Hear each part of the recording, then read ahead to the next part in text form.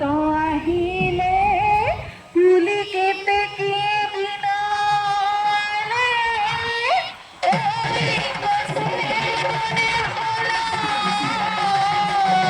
লে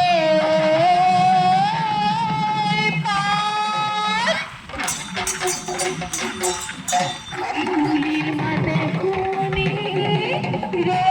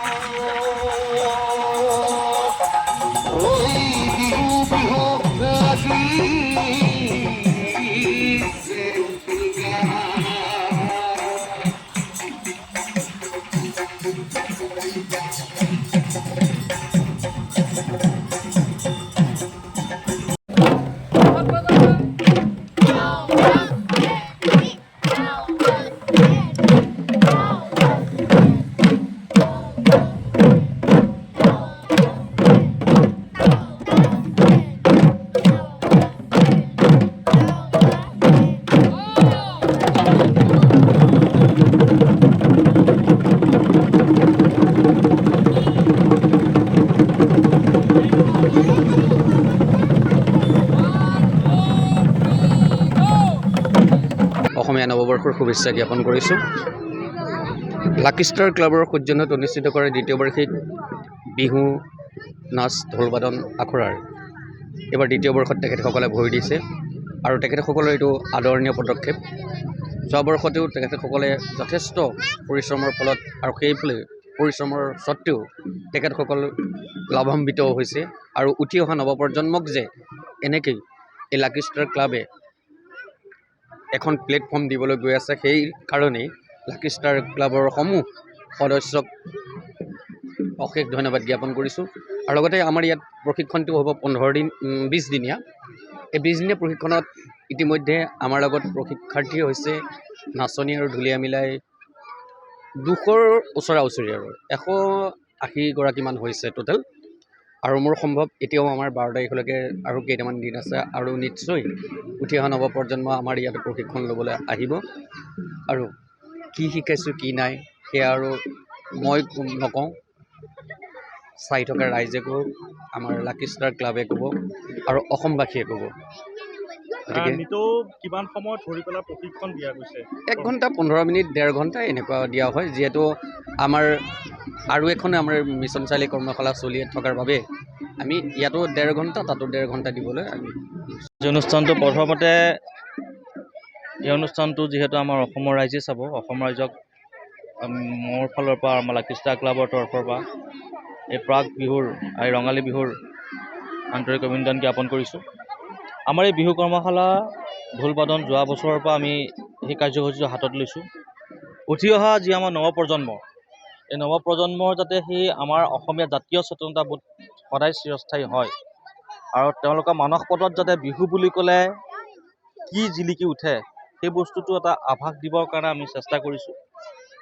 আমাৰ লাকি ষ্টাৰ ক্লাবে সকলোখিনি ক্ষেত্ৰতেই ৰঙালী বিহুৱে হওক বা আমাৰ গুৰুজনাৰ যি সৃষ্টি, যি সংস্কৃতি ভাওনা, প্ৰত্যেক মহাশিৱৰাত্ৰিত আমি ভাওনা অনুষ্ঠিত কৰোঁ। আমি তেনেকৈ যিমানখিনি পাৰোঁ আমি নৱপ্ৰজন্মৰ কাৰণে কৰিবলৈ চেষ্টা কৰি আছোঁ আৰু অবিৰতভাৱে আমি কৰিবলৈ চেষ্টা কৰি যাম। আৰু আজি এই অনুষ্ঠানটোত আপোনালোক যি নিউজ চেনেলৰ পৰা আহিছে আপোনালোকক আমি আন্তৰিক ধন্যবাদ জ্ঞাপন কৰিছোঁ আৰু আপোনালোকক অনুৰোধ জনাইছোঁ সুন্দৰভাৱে আজি অনুষ্ঠানটো সম্প্ৰচাৰ কৰি যাওক।